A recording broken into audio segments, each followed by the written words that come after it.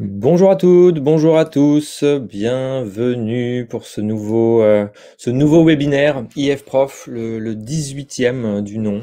Je suis très heureux de vous retrouver encore une fois aujourd'hui. Donc moi je suis Martin Lafitte, je suis chargé de projet de développement des publics à l'Institut français de Paris. Et donc encore une fois, merci à tous d'être avec nous aujourd'hui. Pour ce webinaire, vous avez été très nombreux à vous inscrire, plus de 800. Donc encore merci à tous de l'intérêt que vous portez à nos webinaires et de votre fidélité à IF-Prof. De quoi allons-nous parler aujourd'hui? Nous allons parler de comodalité, d'enseignement commodal, suite notamment au grand succès qu'avait rencontré le dernier webinaire en mois de janvier que nous avions consacré à cette question avec mon collègue Jérôme Carujo, en chargé de projet de numérique éducatif à l'Institut français de Paris également. Vraiment, on avait eu beaucoup de retours très positifs sur cette thématique qui intéresse beaucoup d'enseignants, de responsables de centres de langue et de collègues au sein des ambassades. Donc, on désirait vraiment revenir sur cette thématique avec vous aujourd'hui, et notamment suite à la publication récente et à l'élaboration d'un guide de l'enseignement commodal pour l'enseignement des langues, qui a été produit par nos amis et collègues donc, du réseau des Alliances françaises en Espagne, avec le soutien, la collaboration des équipes pédagogiques de l'Alliance française de Paris-Île-de-France. Et deux de leurs représentants sont aujourd'hui avec nous, et donc je vais les accueillir sans plus tarder avec moi. Donc d'abord Tony Tricot. Bonjour Tony. Bonjour. Alors, je vais t'agrandir un petit peu, peut-être que tout le monde te voit bien. Bonjour Tony, Martin. comment vas-tu? Ça va bien, merci. Très bien. Donc, toi, Tony, tu es ingénieur pédagogique spécialiste en numérique, c'est ça, et formateur à l'Institut français, à l'Alliance française de Paris-Île-de-France. Ça commence bien, dis donc. Oui, à l'Alliance française de Paris et au sein du service pédagogie et projet numérique de l'Alliance française. Voilà, merci beaucoup d'être avec nous aujourd'hui. Alors, on accueille également Emmanuel Bourgoin. Bonjour Emmanuel. Bonjour à toutes, bonjour à tous. Et bienvenue. Tu étais déjà avec nous au mois de janvier. Oui. Moi de te représenter. Donc, tu es coordinateur pédagogique à l'Alliance française de Vigo en Espagne, également enseignant à l'Alliance et à l'Université de Vigo, c'est bien ça? Voilà, 2 facettes. Exactement. Donc, merci encore d'être avec nous de nouveau pour parler d'enseignement comodal. Un plaisir. Et de tout le travail que vous avez fait avec votre réseau d'Alliance française en Espagne. J'accueille également avec nous Lamia Dermoun. Bonjour Lamia. Est-ce que tu es parmi nous? Oui. Oui, bonjour à tout le monde. Bonjour Lamia, bienvenue parmi nous. Pour ce webinaire, donc toi tu es enseignante à l'Alliance française de Malaga, c'est bien ça? Ça, je suis enseignante depuis quelques années à l'Alliance française de Malaga, tout à fait. Voilà, donc merci beaucoup d'être parmi nous aujourd'hui, parce que je sais que tu as un emploi du temps chargé avec des cours qui vont suivre. Donc, on va sans plus tarder rentrer dans le vif du sujet pour avoir l'occasion d'échanger avec toi autour de la mise en place de l'enseignement comodal dans ton alliance, fort des expérimentations qui ont été faites avec les autres alliances du réseau espagnol. Voilà, donc merci à tous les trois d'être avec nous.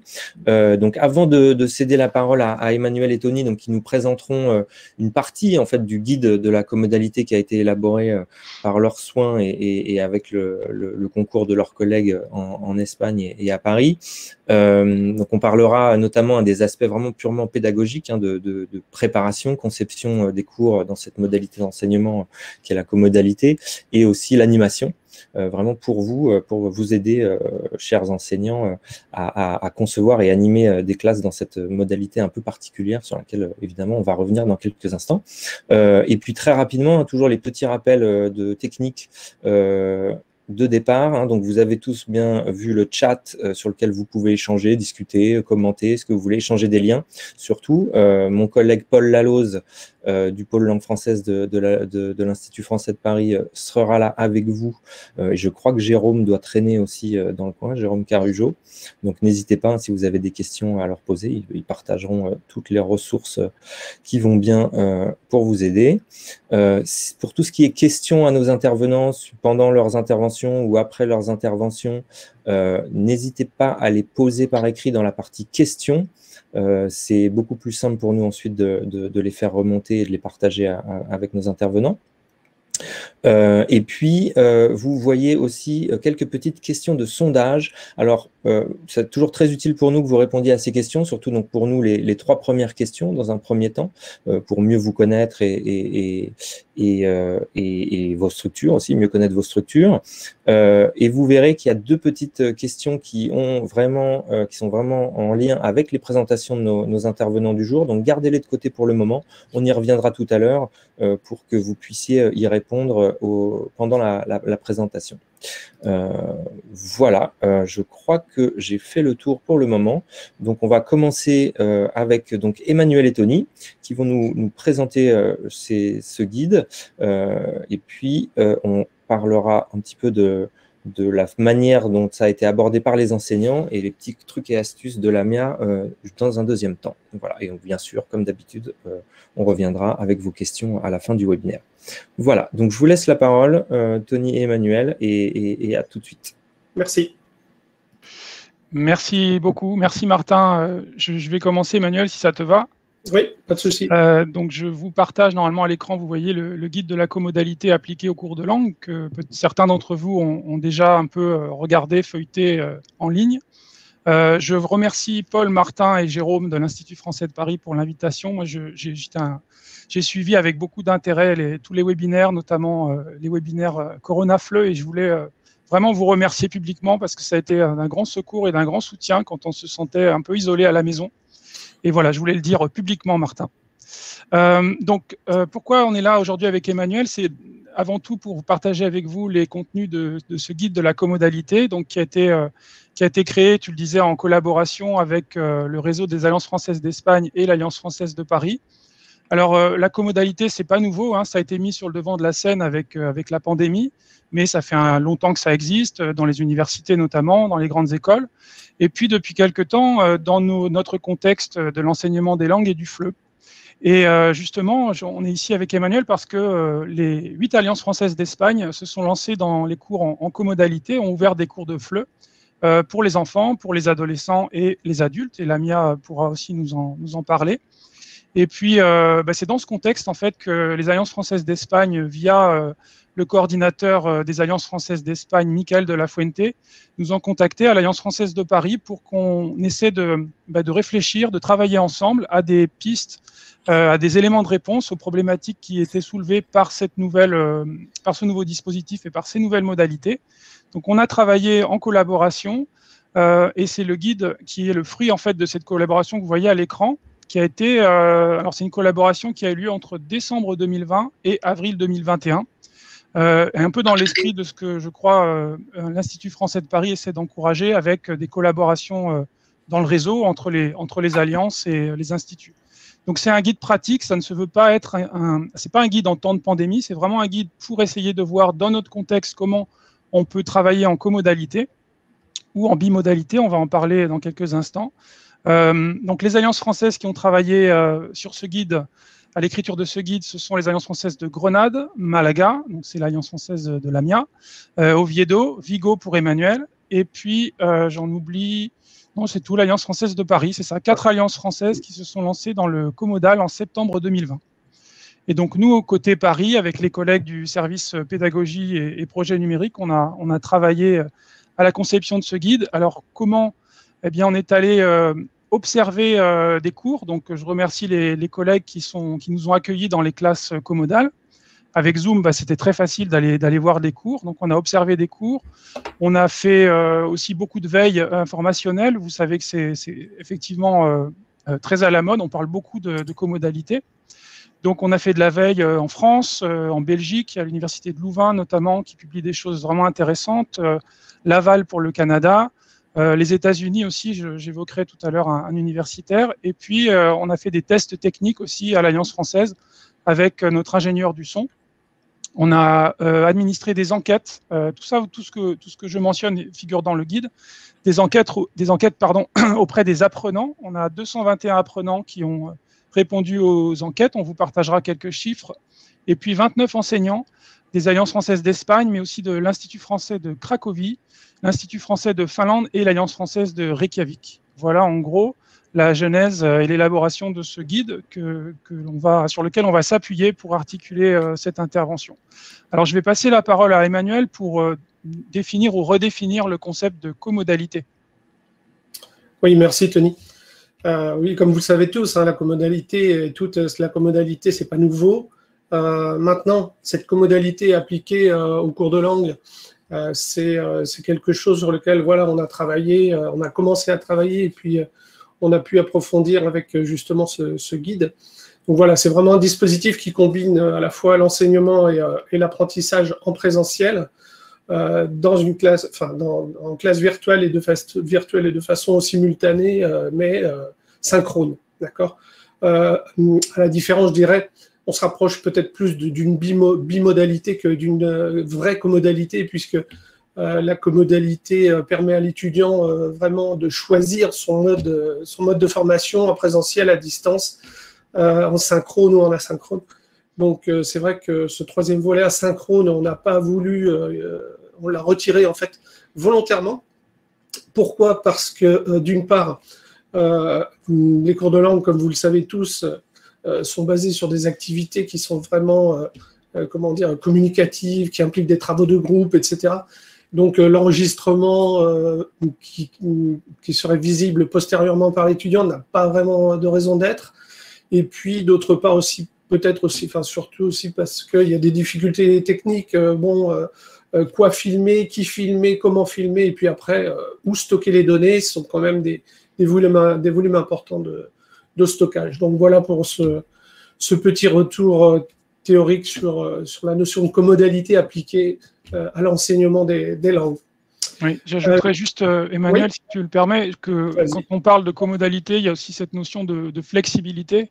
On voit dans la définition que vous avez à l'écran, on parle d'un dispositif iFlex pour hybride flexible. Et c'est vrai que la flexibilité, elle n'est pas toujours possible.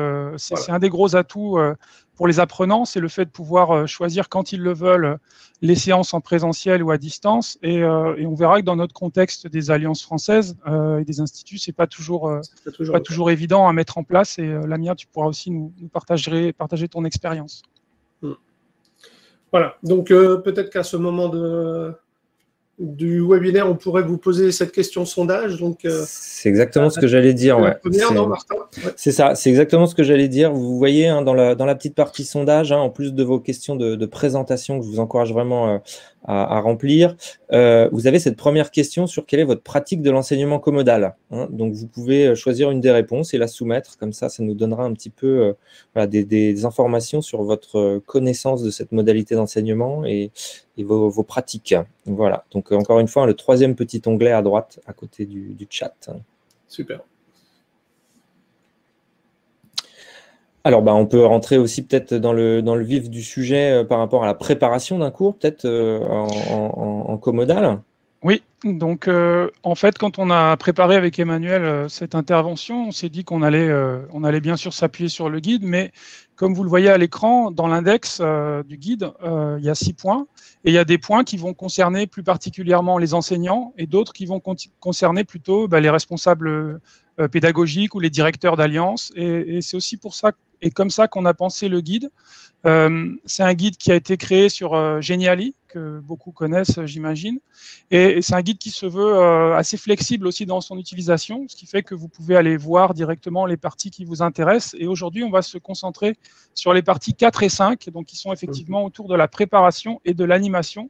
Donc, on va essayer de répondre à des questions d'ordre pédagogique, puisque vous avez déjà évoqué dans le webinaire de janvier, avec Emmanuel notamment, les questions qui étaient plus liées à la technique.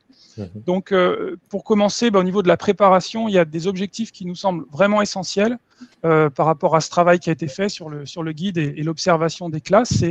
Les enjeux pour l'enseignant, ça va être de proposer une expérience d'apprentissage qui sera similaire pour les apprenants en présentiel et les apprenants à distance. Et ça, c'est vraiment un défi. Et Lamia pourra confirmer ou infirmer ça.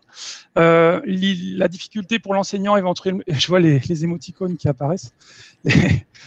C'est pas un cauchemar, j'ai dit un défi. La difficulté d'être à 2 endroits en même temps, sans négliger un groupe d'apprenants. Moi, je me concentre sur ma présentation et j'essaie de ne pas négliger les gens qui regardent. C'est difficile cognitivement.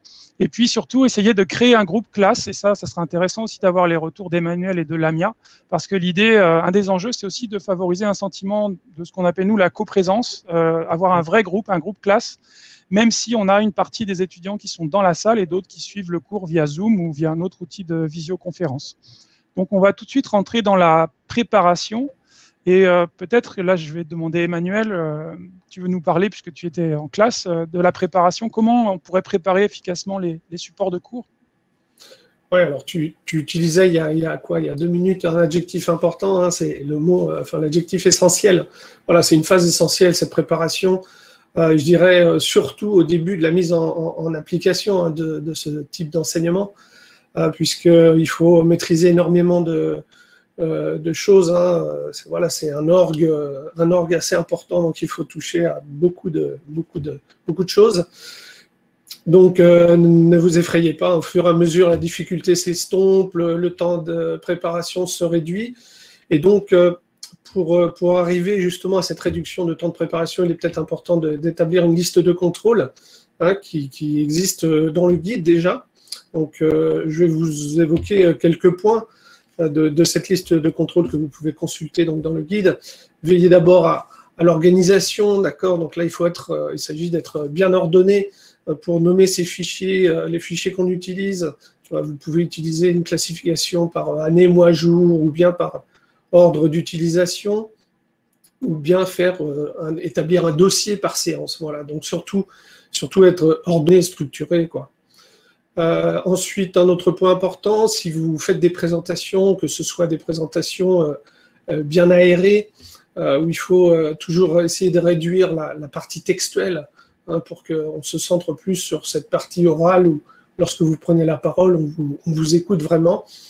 Petit détail, si vous mettez du texte, par exemple le type de lettre, 24 comme taille de lettre, c'est idéal, hein, pour l'écran.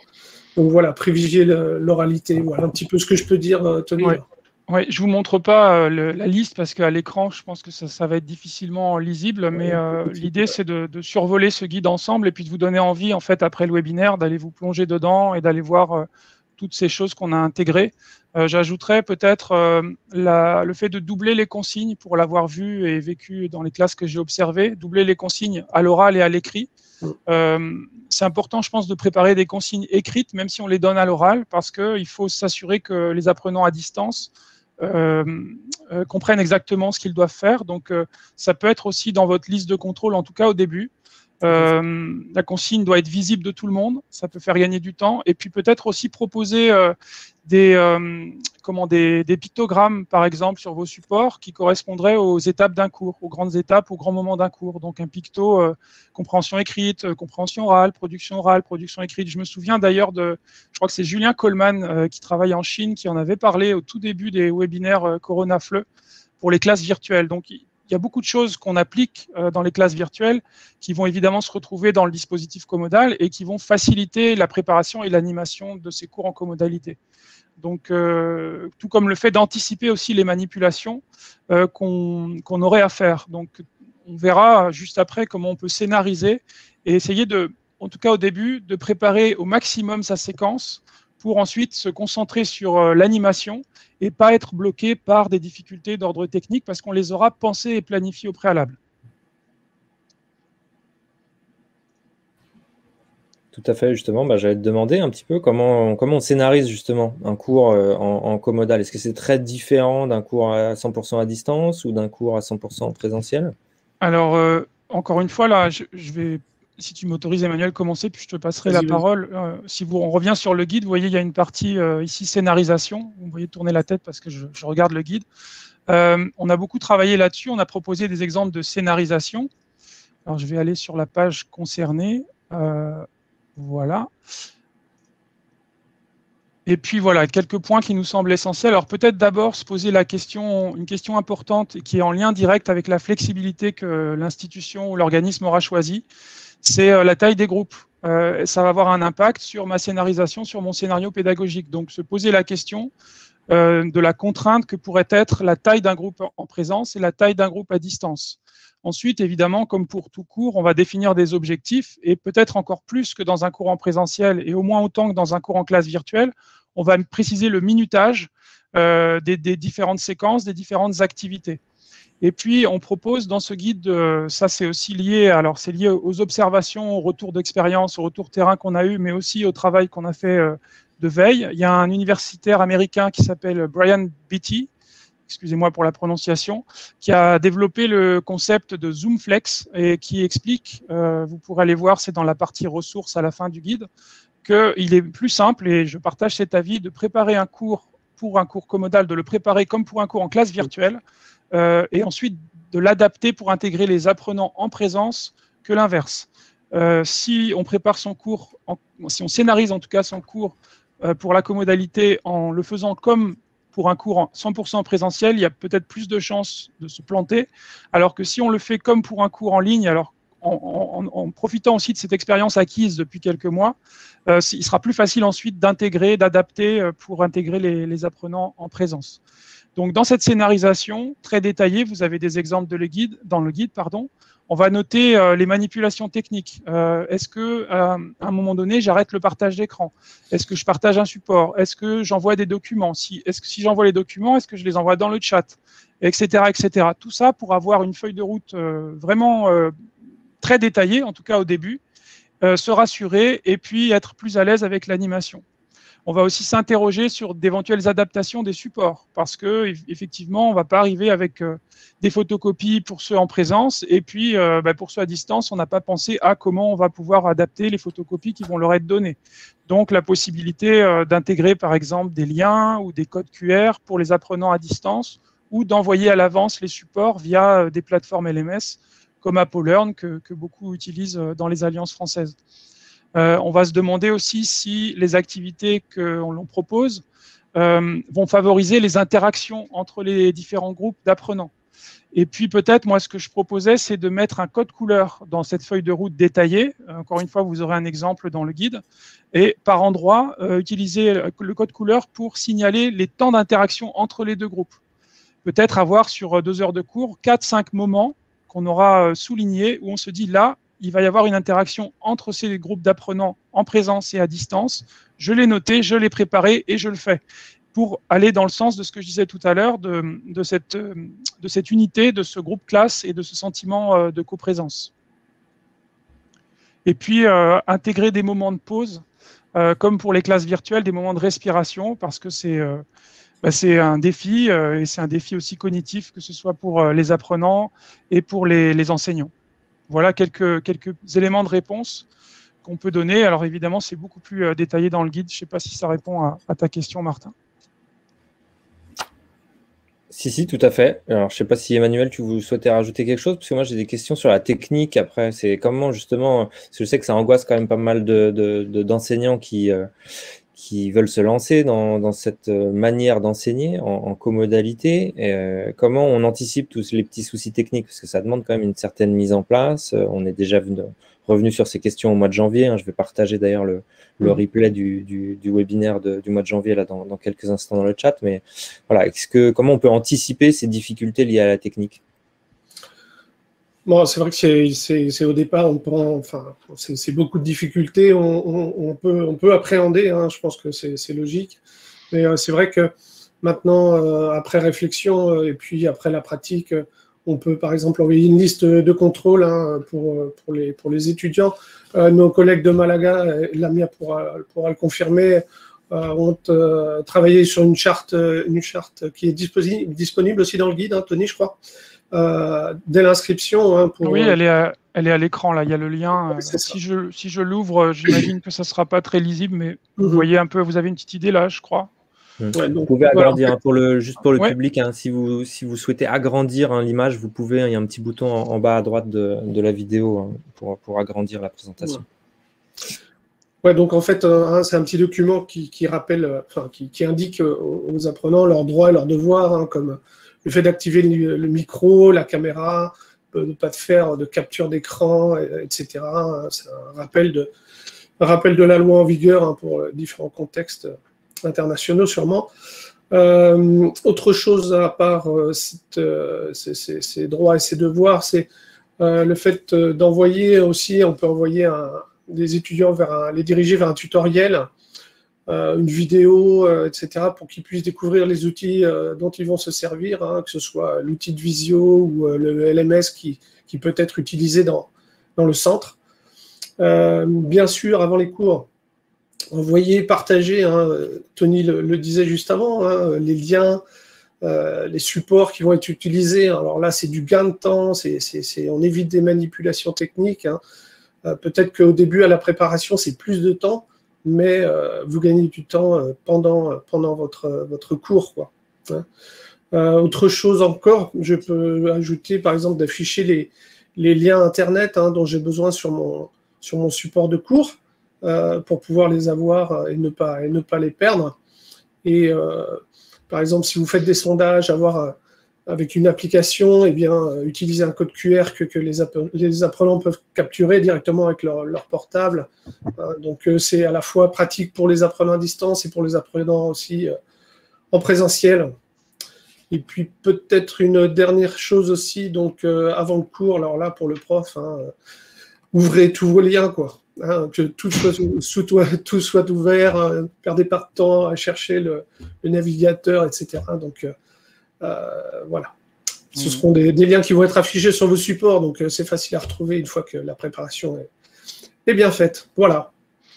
Oui, et puis pour rassurer les gens qui ont mis les émoticônes tout à l'heure avec le visage effrayé, moi ça me rappelle toutes ces questions un peu quand on s'est lancé avec les TNI, les premiers cours en TNI, on préparait peut-être aussi beaucoup plus, on avait feuilles de classe ou des feuilles de route hyper détaillées. Et puis avec le temps, en fait, le TNI, on l'a intégré et c'est devenu un outil dont on aurait du mal à se passer. Donc, idem pour les classes virtuelles. Enfin, souvenez-vous de vos premiers cours avec Zoom. Peut-être qu'il y avait effectivement ce visage cauchemardesque, et puis avec le temps, ça s'estompe, et puis on s'y fait, en fait. Donc, voilà, pas de panique. Bien vu, Tony, ouais, c'est vrai. Ouais, merci. D'ailleurs, pour vous donner quelques éléments, mais c'est vrai que parmi nous, là, aujourd'hui, la majorité, en fait, ont entendu parler de cette modalité d'enseignement, mais n'ont pas vraiment encore enseigné. Donc, tous les conseils, parce que ça risque d'être une tendance là, qui grandira, cette modalité d'enseignement, tous les petits conseils que vous pourrez donner, je pense, seront utiles pour la suite. Donc d'ailleurs, si vous voulez, on peut peut-être rentrer déjà dans les questions d'animation, avant de céder la parole aussi à Lamia pour nous donner justement son sentiment et des conseils aux enseignants. Mais tu es lentement revenu là, Tony, sur ces questions d'appartenance, de sentiment, de faire classe, groupe classe, alors qu'on a des apprenants en classe et à distance. Comment quel conseil vous pourriez donner justement pour favoriser ce sentiment de co-présence? Alors, on y a beaucoup réfléchi, on a travaillé pas mal là-dessus, parce que c'est vrai que c'est une difficulté à prendre en compte. Ce qui nous semble évident, mais ça ne sera pas toujours facile selon les contextes et la place et les installations techniques, ce serait de faire installer un outil de visioconférence sur les smartphones ou les tablettes des apprenants en présence pour pouvoir ponctuellement créer des interactions croisées pour qu'ils puissent aller s'immerger dans un groupe à distance. Donc, ça nécessite peut-être d'avoir des salles aussi utilisables par les étudiants ponctuellement pendant un cours. Donc ça nous semble être une clé importante. Si c'est difficile pour les interactions orales, en tout cas, ça nous semble assez facile pour tout ce qui est interaction écrite. On en parlera, mais il y a beaucoup d'outils qui permettent de collaborer à distance via un smartphone ou une tablette. Proposer régulièrement des activités brise-glace, des activités d'inclusion, comme on le fait déjà en classe virtuelle, ça me semble aussi, ça nous semble très important. Et puis, on va se centrer sur les interactions, Emmanuel. Mais je vais vous montrer là. On a créé une infographie que vous pourrez aller voir. Je la partage, Emmanuel, pour agrémenter ton propos. Ouais, c'est peut-être la partie sur laquelle on s'interrogeait aussi beaucoup, le fait de favoriser les interactions entre apprenants à distance et apprenants en présentiel. On a l'impression que cette absence, entre guillemets, crée une barrière entre deux groupes. Et donc, peut-être pour créer un petit peu d'unité là-dedans, eh bien, on pourrait penser, par exemple, que l'enseignant puisse s'effacer un petit peu pour laisser la place aux apprenants à distance pour qu'ils posent des questions aux apprenants en présentiel et inversement. D'établir un dialogue, donc de penser que c'est pas toujours l'enseignant qui doit être la personne qui interroge, quoi. Et puis varier des modalités aussi de travail en individuel, en binôme, apprenant présentiel ou apprenant distanciel grâce aux outils de la visio, d'accord, ou voire même des sous-groupes, etc. Je pense que peut-être Lamia pourra revenir sur ce point dans son intervention tout à l'heure. En tout cas, il y a cette infographie qui existe dans le guide, et si vous la survolez, vous verrez que ce n'est pas seulement une infographie agréable à regarder, vous avez des conseils et des astuces qui viennent de ce travail dont nous avons parlé et qui, on l'espère, pourront vous aider. Et j'en profite pour dire que c'est un guide qui se veut en tout cas collaboratif. Et l'idée, c'est aussi pour ça qu'on l'a développé sous Geniali, c'est que peut-être à terme, d'autres alliances ou d'autres institutions, quand on va se lancer ou quand ils vont se lancer dans la comodalité ou la bimodalité, voudront aussi partager des trucs et astuces, et on pourra enrichir l'outil Geniali. Donc c'est aussi, c'est pas un PDF figé, c'est pas un livre blanc non plus, c'est vraiment un outil qui est amené à évoluer et donc qui n'est pas lié uniquement à la pandémie. Je me répète. Alors attends. Voilà, j'essaie d'allumer mon micro, ça va? Vous m'entendez toujours bien? Oui. C'est bon. Alors, merci beaucoup pour ces précisions. C'est vraiment très, très intéressant. Alors, je sais que Lamia a un cours juste après et qu'elle a plus beaucoup de temps avec nous. Donc, je me demandais si ce serait pas justement l'occasion de te céder la parole, Lamia, par rapport à ces questions de préparation et d'animation. Et puis, on reviendra bien sûr, Tony et Emmanuel, sur le guide juste après pour terminer justement ces questions liées à l'animation. Mais voilà, pour que Lamia ait le temps un petit peu de nous partager son expérience, si ça te convient, à ce moment-là, on peut te céder la parole et puis que tu nous donnes justement le point de vue vraiment de l'enseignant qui a vécu cette transition et qui peut peut-être nous donner des petits conseils d'activités qui fonctionneraient en comodalité. Oui, pas de problème. Alors, je vais d'abord vous partager mon document. Donc, je vais vous partager mon expérience et puis l'expérience que j'ai partagée avec mes collègues, en fait, puisque c'était tous ensemble finalement.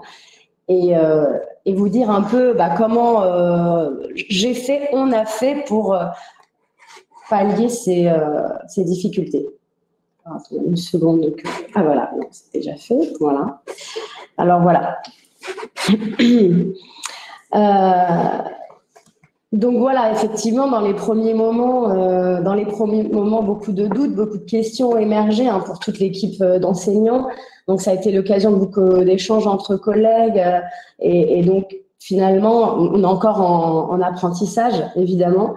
Tout ça, c'est un peu le fruit de conseils partagés entre collègues. Mais bon, les principales questions, il va peut-être y avoir des redites parce que vous avez quand même fait une présentation assez complète, Tony et Emmanuel. Mais c'est vrai que les principales questions qui ont émergé, elles vont porter évidemment sur les difficultés techniques, sur la cohésion du groupe, c'est-à-dire l'échange entre les élèves, et puis la dynamique de la classe. Donc, c'est vraiment ces 3 points-là qui sont… alors, attendez, parce que je ne sais pas. Voilà, comme ça, par exemple. Et donc pour ce qui est des difficultés techniques, forcément, ce qui a émergé, c'est l'importance d'un matériel de bonne qualité. Parce qu'il y a certains éléments techniques comme la qualité du son, d'image ou avant tout la connexion Internet, que ce soit pour les élèves ou comme pour nous, qui peuvent être des détails qui finalement prennent des proportions en classe. On passe beaucoup de temps au départ surtout à gérer des problèmes, à détecter la source du problème, etc. Et donc ça peut casser le rythme, ce qui n'est pas généralement pas souhaitable en classe. Et donc c'est des problèmes souvent valables aussi pour les cours 100% en ligne. Mais le comodal va ajouter quand même une pression supplémentaire parce qu'on a la présence des élèves ils sont là, ils nous regardent et ils nous voient paniquer sur la gestion de ce problème. Et en fait, réellement, c'est des problèmes. Les réponses, en fait, c'est à force d'y être confronté finalement et partager les différents problèmes avec les autres collègues que on finit par. En fait, ça se fluidifie tout seul. Au départ, ah bah zut, j'ai eu un problème de son. Bah en fait, quand tu as un problème de son, tu fais comme ci, comme ça, comme ci, comme ça. Ah d'accord. Donc le prochain cours, je ferai comme ci, comme ça. Et en fait, c'est vraiment au fur et à mesure. Donc au départ, c'est vrai que ça paraissait comme quelque chose d'insurmontable. Mais c'est pas possible. Je vais pas pouvoir gérer tout ça à la fois. Et finalement, si, on apprend assez vite à le faire. Donc ensuite, il y a aussi l'importance de la position du corps et du matériel. C'est-à-dire que c'est des détails aussi, on va considérer que c'est des détails, mais en fait, l'emplacement de la caméra va déterminer là où les mouvements de mon corps. Et en fait, si la caméra n'est pas placée près de l'écran, eh bien, je vais avoir tendance à tourner le dos, soit à ceux qui sont en distance, soit ceux qui sont présents. Donc, il faut vraiment être attentif à positionner la caméra en fonction de comment la classe est aménagée. Donc, vous pouvez voir, c'est d'ailleurs cette image d'une de nos classes. Donc, vraiment, on voit que l'enseignant peut être face à ses élèves et en même temps face à l'écran et la caméra est juste au-dessus de l'écran où apparaissent les élèves en ligne. Et voilà, c'est des détails qui sont très très importants parce que vraiment, au départ, on a l'impression de mettre de côté certains. Alors, j'ai pas prêté assez d'attention à ceux qui étaient en ligne parce que je regardais trop ceux qui étaient présents, alors que vraiment, s'ils sont tous à peu près en face, on a vraiment ce sentiment d'être devant une assemblée, faire face à une assemblée comme dans une classe normale finalement. Voilà. Et puis ensuite, limiter les manipulations techniques. Mais alors, justement, Emmanuel en a parlé. Alors, voilà, le fait de devoir ouvrir plusieurs documents. Et étant donné que cette modalité demande une attention, une variété de paramètres, il est important de limiter les manipulations, l'ouverture de documents, les liens, etc. Et en fait, nous, on a aussi échangé par rapport à ça. Moi, je fais un document, ce que j'appelle un document scénario. On appelait ça un document scénario. Et on y trouve tout le déroulement du cours, donc toutes les images, toutes les questions, les différentes activités, les consignes. On parlait des consignes tout à l'heure, clairement indiquées. Et il y a donc j'ai pas un exemplaire là du document. Enfin, je l'ai pas sur le document que je vous partage là. Mais finalement, c'est juste un déroulé du cours avec toutes les activités, c'est tout scénarisé en fait. Donc vraiment au préalable, tout est, bon, bien sûr quand on prépare son cours, tout est scénarisé, mais là même les liens, tout est là. Donc ça fait que tout est sur un seul document. Je vais éviter de devoir changer de document à plusieurs reprises, et ça permet vraiment d'aborder le cours plus sereinement. De modifier aussi, c'est un document qui me sert de tableau. C'est quand ponctuellement on doit faire un point de grammaire ou inscrire du vocabulaire ou faire un point de grammaire, c'est un Word tout simplement. Donc j'utilise la surbrillance, j'utilise des couleurs pour les titres, pour les conseils, ce qui permet vraiment de rendre visuel, accompagner visuellement la parole. Et vraiment, ça a vraiment compenser beaucoup de stress au départ. Ça paraît tout bête, mais finalement, ça a beaucoup changé de choses. Voilà, et de pouvoir y mettre des couleurs. Et d'ailleurs, ce document-là, ça fait l'objet de discussion d'ailleurs dans l'équipe, on a décidé qu'on pouvait le mettre aussi à disposition pour les élèves sur le campus virtuel en format PDF, parce que aussi, ça leur permet à la maison de rejeter un œil sur le déroulement du cours, sur les documents, sur les liens, etc. Voilà, pour faire des révisions, et je trouve que c'est une plus-value quand même pour eux. Voilà. Et puis, pour l'autre problème dont on a parlé, c'est l'importance de la cohésion du groupe. L'importance de la cohésion du groupe. Si je suis bien dans ce que... Oui, c'est ça. Oui, c'est bon, on voit très bien. Voilà. Pour la cohésion du groupe, je vais en fait revenir un peu sur ce qu'a dit Emmanuel. Finalement, c'est des activités qui vont faire en sorte que les gens qui sont en ligne et les gens qui sont en présentiel échangent entre eux. Mais aussi, il y a un paramètre, je trouve qu'il ne faut pas oublier, c'est que ceux qui sont en ligne ne sont pas un groupe, ils sont tout seuls chez eux. Et donc, il faut aussi créer le lien entre eux. Et créer l'échange entre eux. Bon, voilà, on connaît les outils de petits groupes dans les petites salles, mais il y a aussi des outils qui permettent, par exemple, je vais vous donner un exemple très simple, faire des jeux mixtes, déjà faire des jeux où il va y avoir des jeux de ping-pong entre ceux qui sont présents et ceux qui sont en ligne, parce que c'est vrai qu'au départ, on se rend compte il y a une timidité déjà dans une nouvelle classe à la base, mais là encore plus, parler à un écran, c'est pas évident. Et puis quand on est derrière un écran, c'est pas évident de parler à des gens qui sont ensemble, tous ensemble. Et donc dans la création d'activités, puis en utilisant donc des outils comme ceux que vous connaissez très probablement, le QuizKahoot. J'ai vu quelqu'un qui mettait dans le chat tout à l'heure la digitale. Effectivement, alors la digitale, je sais que c'est un outil moi que j'utilise beaucoup, mais aussi alors il y a une variété d'outils assez dingue sur ce site, mais aussi parce qu'il y a aussi ce document qui peut être modifiable comme un drive un peu, des choses qu'ils peuvent utiliser aussi en dehors de la classe. Notamment, par exemple, je ne sais pas si vous connaissez MindMeister, c'est en fait un outil qui est un générateur de cartes mentales et qui peut être, on donne accès en fait aux élèves voilà, ils ont accès à ce document. Et moi, je m'en sers aussi, par exemple, en devoir à la maison. C'est-à-dire qu'ils peuvent parler entre eux, argumenter, contre-argumenter sur une thématique, construire une carte mentale en devoir à la maison. Donc, en fait, leur donner des devoirs qui consistent à échanger entre eux, même en dehors de la classe, finalement. Que ce soit pas seulement l'espace de la classe qui soit l'occasion d'échanger. Donc, déjà, ça crée des liens qui sont en dehors du professeur et voilà, qui sont importants pour moi.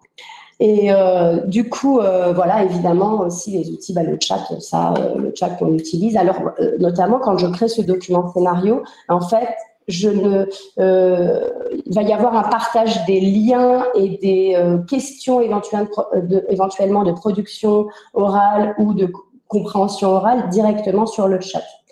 Et voilà, il faut un copier-coller ou parfois même ils prennent une photo de l'écran pour avoir les questions. Et ça aussi, ça va permettre de compenser aussi peut-être ce dont parlait Emmanuel tout à l'heure, ce temps en plus de préparation qui va consister à mettre à disposition les documents avant le cours. Moi, je pars du principe que quand ils viennent en présentiel, ils n'ont pas les documents avant et j'aime bien l'idée qu'ils découvrent le document directement dans la classe comme avant finalement. Et pour essayer de se rapprocher vraiment de ce qu'on a aussi quand c'est une classe présentielle qu'on connaît tous. Voilà. Et du coup, voilà, le partage dans le chat permet de le faire très facilement, ou voilà la photo de l'écran, voilà, vous avez les questions à l'écran, vous prenez une photo et voilà. Et donc tout ça voilà, vient en fait, toutes ces choses-là, ça vient répondre, c'est des réponses qui sont apportées aux problématiques de la dynamique finalement, ça vient ces histoires d'activité, d'outils, de fluidité, voilà, plus on est à l'aise, plus c'est fluide aussi, l'alternance des activités, etc. Bon, va venir aussi là répondre à cette problématique concernant la dynamique. Avant, on pouvait faire se déplacer les élèves. Là, en variant les activités, en rythmant, en faisant des activités quand même assez courtes finalement, voilà, pour moi, il faut varier, quoi, parce que les gens sont à la maison, ils sont il y a une passivité, et là, il faut vraiment varier pour dynamiser, clairement.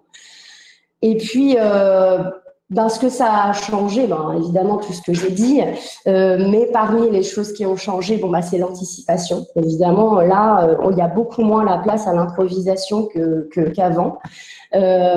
Donc, c'est important d'anticiper les potentiels problèmes techniques, voilà, de penser au son, l'image, le placement de la caméra, sa position à soi, et puis tout le déroulement du cours. Éviter la multiplication des clics, le passage d'un support à l'autre, etc., qui peuvent être source de stress. Et puis, ce qui a changé, c'est les outils, donc la variété des outils. Donc là, moi, je parle de la charte, je la mets dans les outils parce que pour moi, ça fait partie des outils qui permettent que le cours se passe de la manière la plus fluide possible. Le nouvel outil, aussi, c'est le document scénario, le chat, les applis, tout ça, c'est des choses qui ont changé, qui se sont ajoutées à notre bagage de prof, on va dire. Et ce qui a changé aussi, c'est le temps hors classe. Et ça, c'est vraiment pour moi ce qui a le plus d'importance, on va dire. Disons que le temps de préparation, il varie assez peu finalement en comparaison avec le temps, avec la classe 100% en ligne. Comme le disait Emmanuel et Tony aussi, il faut préparer sa classe en la pensant comme un cours en ligne et puis l'adapter pour un cours présentiel. Mais ça change pas énormément. Moi, j'ai pas l'impression d'avoir allongé mon temps de préparation. Mais par contre, c'est le traitement des travaux en dehors de la classe. Tout ce qui est anticipation, forcément, si je dois anticiper quand même certaines choses, je dois passer plus de temps. La communication avec les élèves, la communication avec les élèves, en fait. Du coup, ils ont un mail et on échange par mail. Également, je trouve que c'est important de maintenir un relationnel avec les élèves en distanciel. Chose qu'on perd, c'est ces moments informels. qu'on avait en classe, ce moment de sortie de classe où voilà, l'élève va venir poser une question, va venir parler de la pluie et du beau temps parce qu'il est en avance. Ces moments informels, ils sont très importants et je trouve qu'il faut continuer de les créer dans la mesure du possible, c'est-à-dire se connecter un petit peu avant le début du cours ou dans la mesure du possible aussi, si on a des cours qui s'enchaînent, c'est pas toujours possible, mais ne pas se déconnecter directement à la fin du cours pour que ceux qui ont envie ils voient que je suis encore connectée et ils ont envie de poser des questions, qu'ils puissent le faire. Et donc recréer un peu cet espace de fin de classe en début et en fin de cours finalement. Et puis, toujours le campus virtuel qui est aussi un temps hors classe. Tous ces outils sont à gérer en dehors de la classe. Et c'est un certain temps, clairement. Voilà, merci de votre attention. J'essaie de ne pas être trop longue finalement. Non, mais merci beaucoup, Lamia. Vraiment, merci pour ton intervention très, très intéressante qui soulève pas mal de questions des collègues. Donc, si tu as encore 5 minutes avec nous, je peux peut-être te poser 2-3 questions là, qui nous ont été remontées, vraiment très intéressantes, notamment par rapport à la modalité d'enseignement. Est-ce que toi, tu as eu à enseigner en comodal à des débutants complets ou pas du tout? Parce qu'on se demande si ce n'est pas une modalité qui est vraiment difficile à appréhender pour des débutants, avec des débutants complets. Alors, oui, au tout début, au tout début en plus. Mais en fait, c'est une classe qu'on a réussi à modifier et à faire en sorte que ça devienne une classe ou uniquement en ligne ou uniquement présentielle. Parce que, et voire même, on privilégie le en ligne là, parce que pour des A1.1, avoir des moments de prononciation avec un masque, c'est pas, pour apprendre la prononciation, c'est pas le plus évident. Et donc, on a décidé de l'éviter pour les débutants aujourd'hui. On ne le fait pas pour les A1.1 pour l'instant. D'accord. Voilà. Moi, ça me paraît un peu difficile, mais c'est encore un challenge. Je pense que c'est quelque chose qu'il faut essayer, clairement. Mais non, je ne l'ai pas expérimenté. Faire des expériences, encore une fois. Très bien. Est-ce qu'on me demande aussi si tu as un ou deux petits exemples concrets d'activités brise-glace qui fonctionnent bien en mode comodal? Oui, parfois, par exemple, je vais demander de préparer une question quelconque. Alors, si c'est vraiment tout début, première classe, brise-glace de tout début, préparer une question. Et en fait, en donner la parole, une personne en ligne va poser la question à une personne présente et ils vont échanger leurs questions, 2 ou 3 questions pour faire connaissance, par exemple, et devant toute la classe. C'est ça, donc solliciter les apprenants qui sont à distance pour interroger ceux qui sont en classe. Voilà, une idée à garder en tête. Alors oui, on a une question très importante que je reposerai aussi à Emmanuel et Tony, je pense, mais sur les avantages pédagogiques, parce qu'on a évidemment des collègues qui se posent des questions, ils se disent c'est une bonne opportunité pour certaines structures commerciales de pouvoir continuer à proposer des cours dans cette modalité vu la situation sanitaire dans certains pays. Mais pour toi, quels sont les avantages pédagogiques du comodal? Déjà, le fait de pouvoir continuer de faire des cours, c'est un avantage pédagogique parce que c'est clair. Et sinon, pour moi, l'avantage pédagogique, il est dans le fait que je le vois, pour moi comme pour tous mes collègues, ça nous a mis en difficulté, ça nous a poussé à créer, ça nous a poussé à sortir de nos zones de confort et à découvrir de nouveaux outils. Je pense qu'il y a des personnes qui n'auraient jamais imaginé utiliser certains outils qu'aujourd'hui on utilise et qui sont très utiles, qu'on utilise aussi dans des cours qui ne sont pas dans cette modalité. Donc, pour moi, c'est ça l'avantage que ça a fait aujourd'hui. Ça a ouvert à de nouveaux outils utilisables aussi dans d'autres formes de cours. Et peut-être alors une ou deux dernières petites questions, mais on a une question de Lucas, là, par exemple, sur le ressenti des apprenants à distance par rapport au présentiel. Vous avez des retours comme ça des apprenants sur…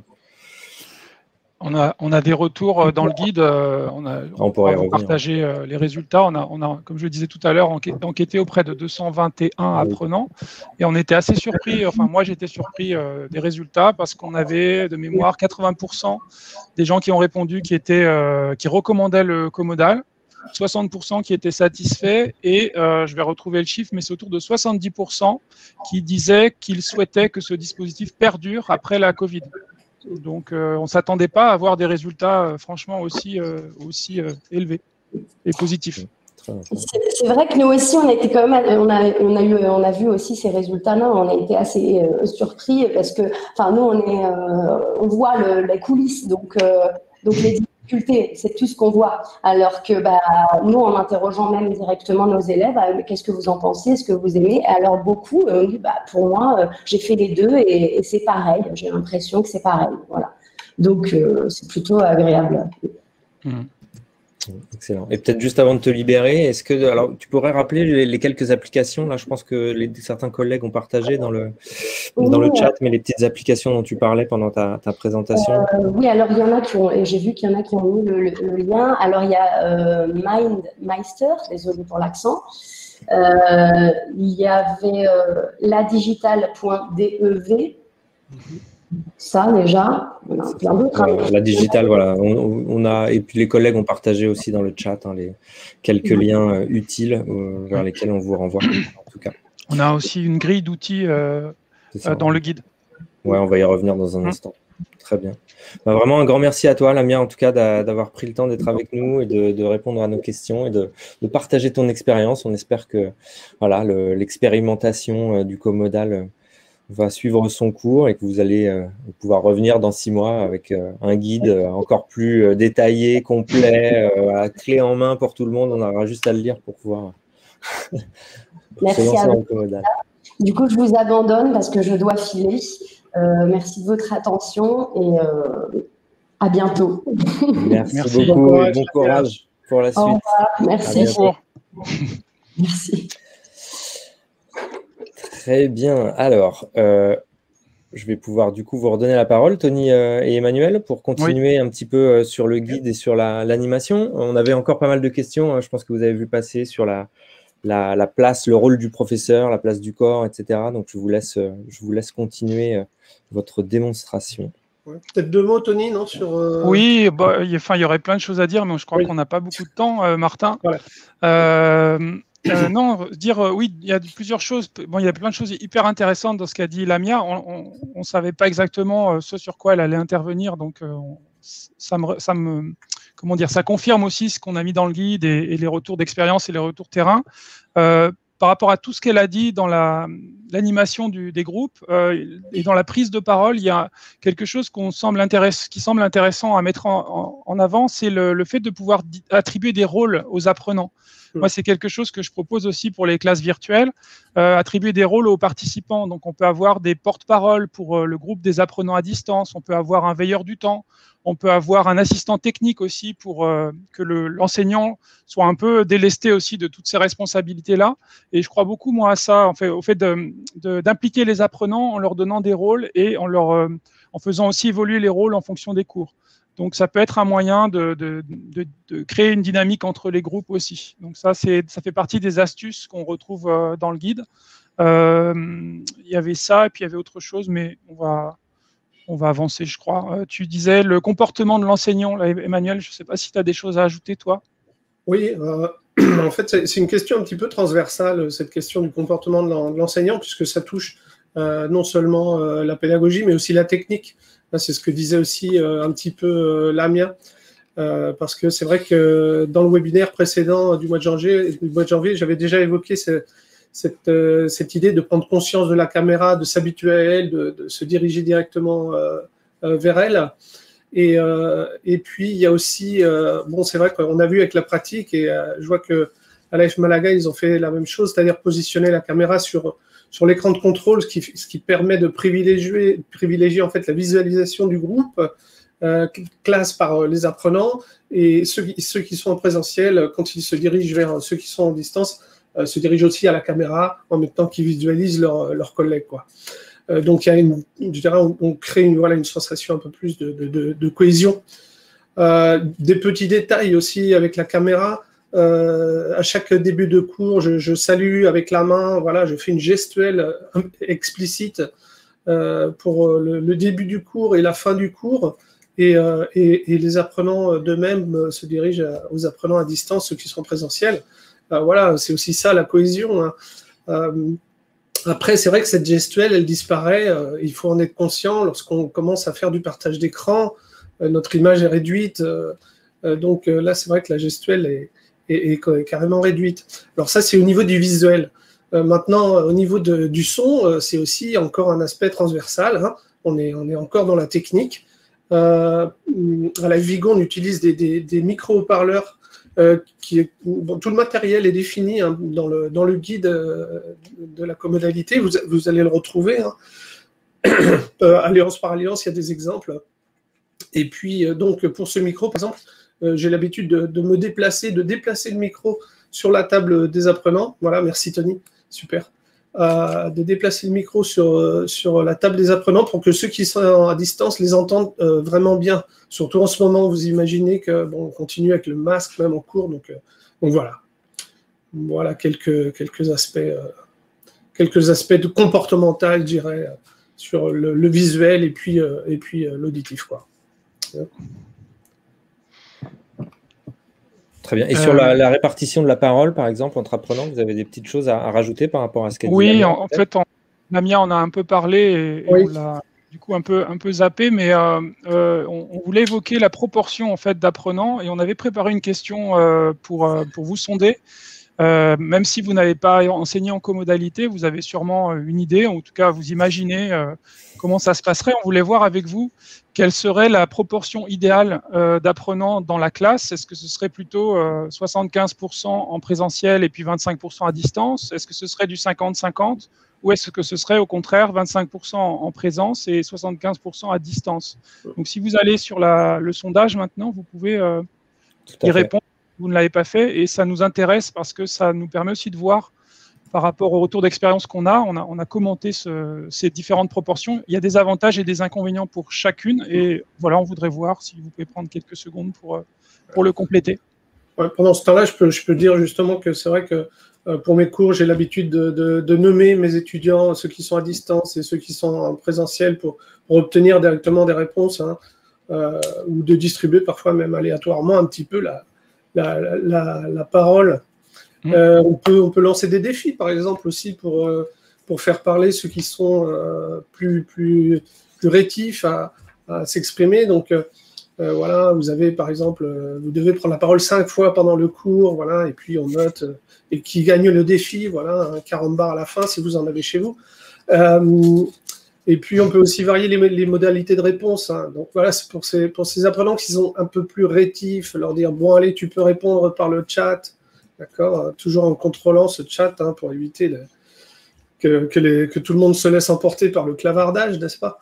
Mais voilà, c'est une petite idée en plus, quoi. Voilà. Pour vous donner une info, là, on est à 48% de 75% en présence et 25% à distance pour notre public du jour. Ce serait plus facile d'avoir une majorité d'enseignement d'apprenants en présence parce que ça rassure aussi et on reste un petit peu dans la configuration qu'on connaît.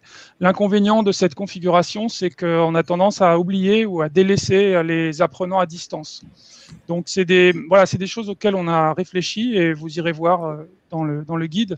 On a pensé les avantages et les inconvénients de chaque configuration. Il n'y a pas de configuration idéale, mais il y a en tout cas des enjeux et des questions à se poser quand on prépare son cours en fonction du nombre qu'on a en présence et du nombre qu'on a à distance. Voilà, quelques mots par rapport à la proportion des apprenants. Et puis juste par rapport à ce que disait Lamia tout à l'heure, les moments informels qui ne sont plus là, c'est vrai qu'on a moins de moments informels peut-être qu'en présentiel. Il faut effectivement les encourager. Je parlais de moments de respiration, de pause tout à l'heure. Et comme pour les classes virtuelles, on peut créer ces moments-là. On peut effectivement laisser sa classe ouverte, sa classe Zoom après le cours ou pendant les pauses. On peut proposer peut-être plus d'activités brise-glace ou d'activités d'inclusion. Et c'est ça aussi qui va faire qu'on crée des groupes. Et franchement, si on fait tout ça, moi, j'ai l'impression qu'on peut tout à fait créer des groupes et créer des contacts. Et c'est le retour que j'ai aussi des collègues enseignants à Paris. En fait, on crée des liens avec des gens qu'on n'aura vus que par l'écran. Et c'est le cas avec Emmanuel et Martin, que j'ai jamais rencontrés physiquement. C'est vrai. C'est vrai, c'est vrai. Tiens, d'ailleurs, juste pour rebondir sur cette réflexion, alors je ne sais pas si on peut déjà prendre des questions de notre public ou vous voulez rajouter une petite chose peut-être avant de passer aux questions. Évoquer les outils en fait, mais C'est la ça, mienne, il y a beaucoup de questions sur les outils. Les outils privilégiés les outils à privilégier pour impliquer, solliciter, mais tout à l'heure on a évoqué le fait de collaborer à l'écrit, donc il y a ceux que vous connaissez, il y a la suite Google, les Google Docs, Framapad, il y a les outils de la digitale effectivement. Si vous utilisez les plateformes comme Apple Learn, il y a des outils collaboratifs. Et puis toi, Emmanuel, tu utilises aussi des outils de vote? Oui, alors sur Zoom, hein, vous avez l'outil de sondage, hein, sans problème, facile à utiliser. Hein. C'est comme tout, je dirais, les outils, il faut s'y mettre, hein, il faut se les approprier. Donc, c'est sûr, hein, ça ne se fait pas un jour, mais avec de la bonne volonté, vous voyez que bon, on avance. Il ne faut pas improviser, surtout. Il faut surtout bien maîtriser les outils. Oui, et puis peut-être pas multiplier les outils dès le départ, commencer avec les outils qu'on maîtrise, et puis voir ça, comme le disait Lamia, en fait, dans les avantages pédagogiques de la comodalité, c'est se dire qu'on va explorer de nouveaux horizons pédagogiques, et ça c'est intéressant quand on enseigne depuis des années et qu'on a envie de faire autre chose ou de tester d'autres modalités. Donc on peut aussi voir ça comme ça, plutôt que de se dire, mon Dieu, ça va être un cauchemar et ça va mal se passer. Donc essayer de voir ça comme une possibilité d'innover, et quand on innove, on se plante. Ça, c'est même comme ça qu'on avance. Ouais, mais c'est vrai que la montée en puissance des équipes pédagogiques au niveau du numérique est incroyable, quoi. C'est le jour et la nuit, hein, c'est sûr. Non, bien sûr.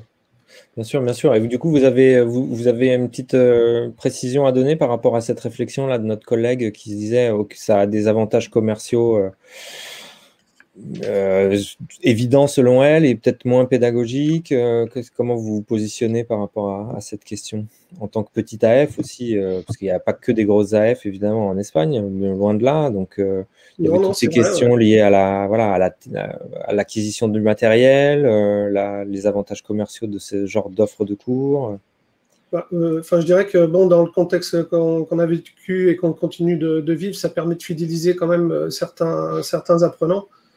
Ça permet aussi de les rassurer dans cette nouvelle offre de cours qui va être faite pour l'année prochaine, en espérant qu'on puisse augmenter la jauge dans les classes.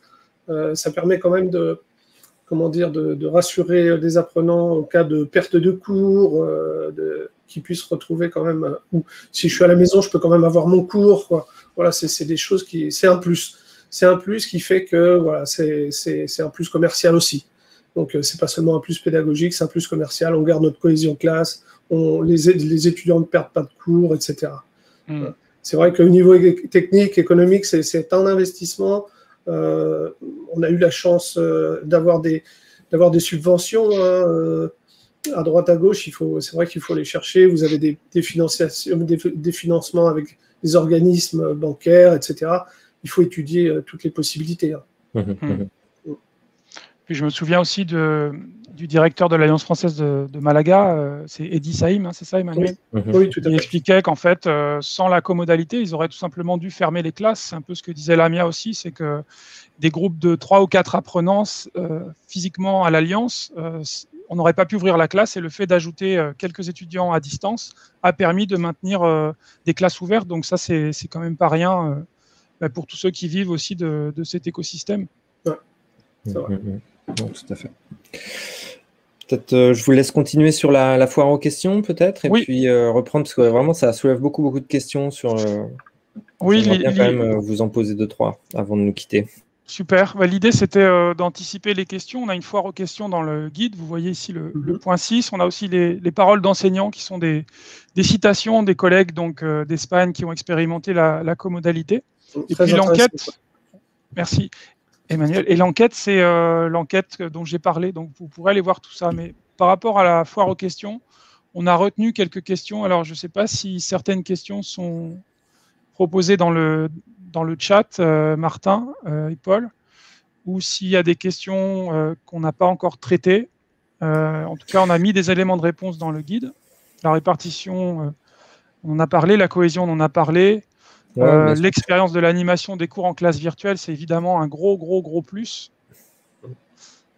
Bah, on avait par exemple une question d'Isabelle. Alors, on n'a pas trop parlé justement de l'aspect flex, mais est-ce que c'est toujours. D'ailleurs, bonjour Isabelle, hein, ça fait plaisir que tu sois là. Ça fait longtemps. Est-ce que ce sont toujours les mêmes apprenants en présentiel et en distanciel dans les classes commodales que vous pratiquez, ou est-ce que vous laissez une certaine liberté? Comment ça se fait? Alors, ça peut être. Je prends la parole si tu veux, Tony. Oui, vas-y, oui. Ouais, d'accord. Deux petites choses. Donc, ça peut être, comme je disais, ponctuellement des élèves qui vont se connecter pour une impossibilité de travail ou quoi que ce soit. Ça m'est arrivé. Ça peut être aussi, comme j'ai eu une classe, une imposition, c'est-à-dire que les élèves tournent de façon régulière selon un calendrier établi à l'avance, en gardant une proportion de distance et de présentiel équivalente pour chacun d'entre eux pour qu'il n'y ait pas de différence. Voilà, c'est un peu ça, la flexibilité. On ne va pas vers la flexibilité, je dirais, complète du commodal où voilà, l'élève choisit son mode d'apprentissage totalement libre. Non, parce que voilà, on a une contrainte, je dirais, nous, en tant que professeur de langue, qui fait que voilà, dans une classe où vous avez besoin de communication, d'interaction importante, c'est difficile après de retransmettre ça dans une vidéo, d'enregistrer une classe comme ça, quoi. Donc le volet asynchrone de ce côté-là, il n'est pas abordable, quoi. Le volet asynchrone, c'est plus qu'abordait Lamia, oui, c'est-à-dire cet entre-deux cours, quoi. Hein. Activités complémentaires, devoirs, découvertes, etc. Bien sûr. Là, oui. On avait aussi une petite question d'ordre pédagogique sur le fait d'introduire des activités asynchrones, donc en dehors du temps de classe. Est-ce que ça permet justement de gagner en efficacité, en continuité pédagogique, en cohésion par rapport à l'enseignement commodal? En efficacité, je ne suis pas sûr. En cohésion, peut-être si c'est des travaux sur des documents collaboratifs, hein, ça oui.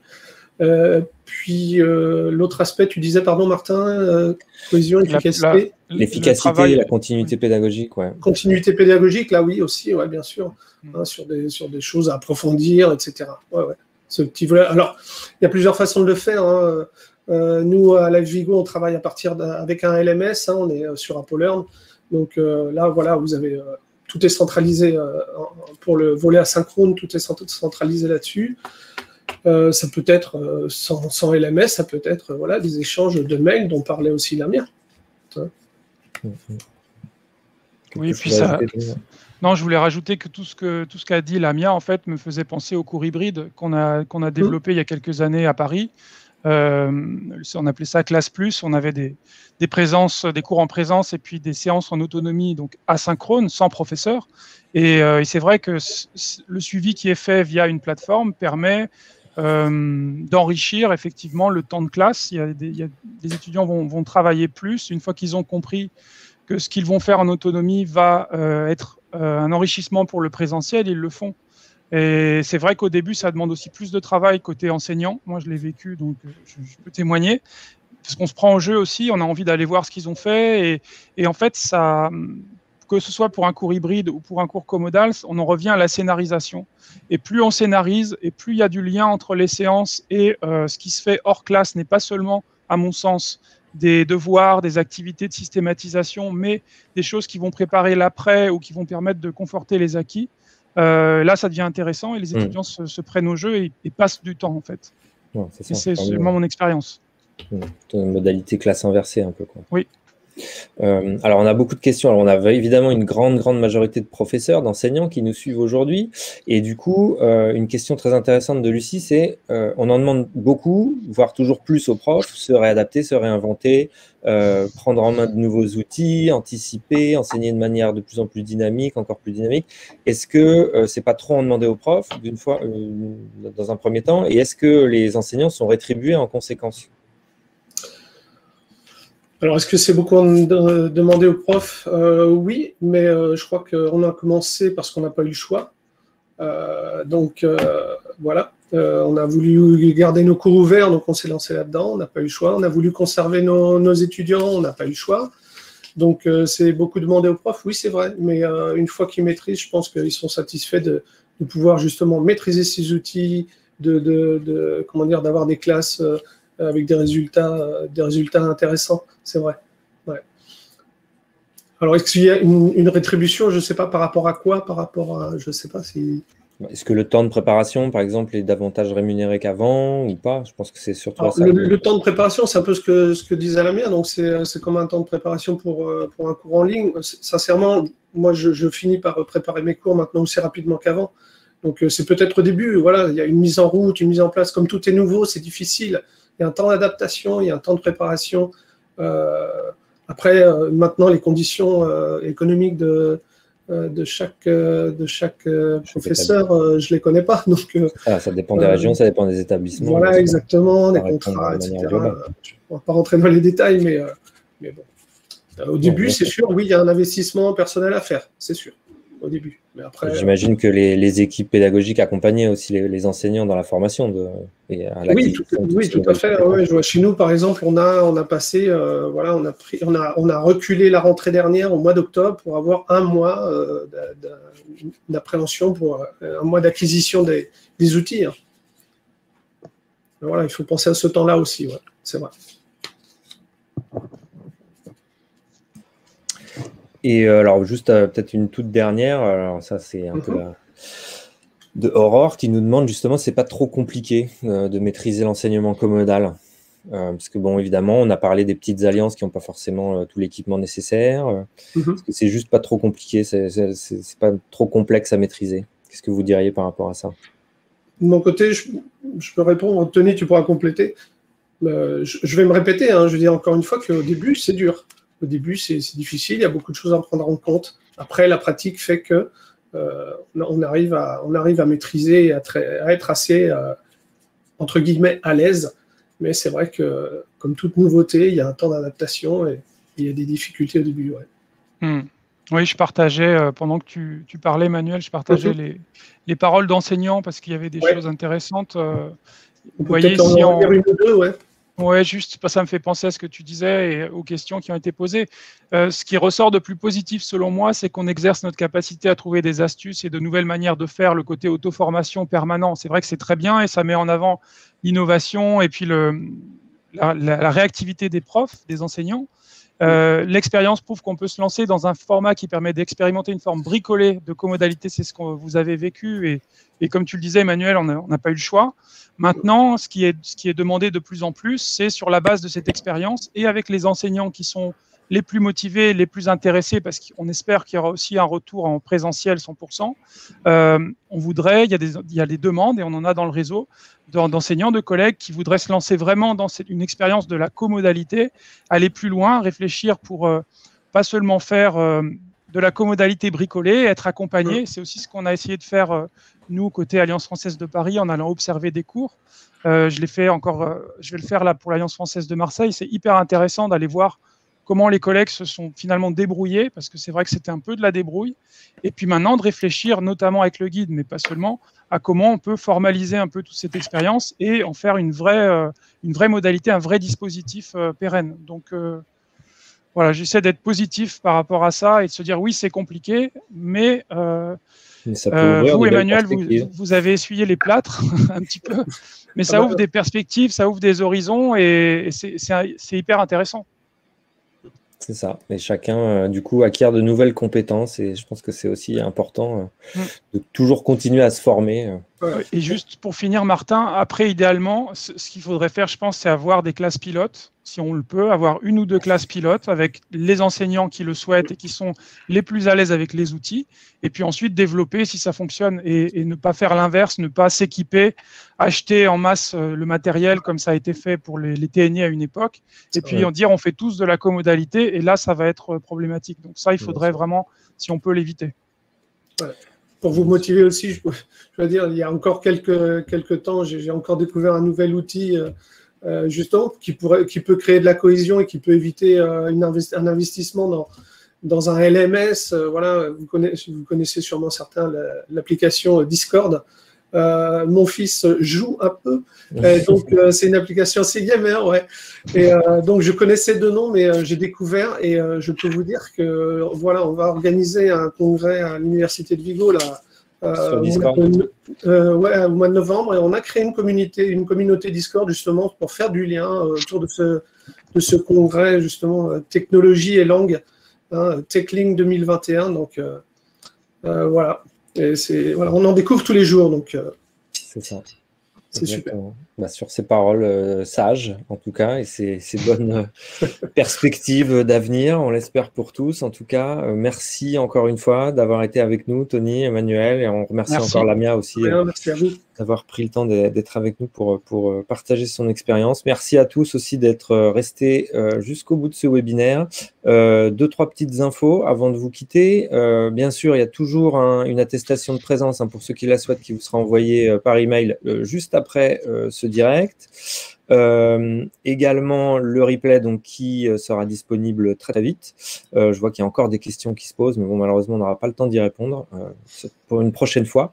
Et j'ai partagé d'ailleurs pour tout ce qui est prolongement après ce webinaire, et puis tout ce qui est partage d'informations, de liens, de tout ce que vous voulez autour de la comodalité, ça se passe sur IF Prof. Donc il y a un groupe dédié qui a été créé, qui est animé par mon collègue Jérôme Carujo. Donc rendez-vous sur IF Prof. Et puis notre prochain webinaire IF Prof, le 19e du nom, aura lieu en juin, le 17 juin, pour être précis. Je vous mets le lien tout de suite dans le chat. Et comme juin, c'est le mois de la fête de la musique, on va consacrer ce prochain webinaire à la chanson française et francophone en classe, avec des intervenants, de nouveaux intervenants, dont par exemple Michel Boiron du Cavilam qui sera avec nous, Benoît Le Devedec de Londres, et aussi Marguerite Pometko de Berlin. Donc voilà, on sera de nouveau là le 17 juin avec vous pour échanger autour de la musique en classe. Voilà. Donc encore merci Emmanuel, merci Tony pour très intéressant. Et j'espère que voilà, le guide va évoluer avec les retours d'expérience de tous nos collègues présents aujourd'hui, en tout cas. Encore merci à tous et à très bientôt. Au revoir. À bientôt, merci à tous. Au revoir à tous. Au revoir à tous. Merci Emmanuel. Au revoir. Au revoir.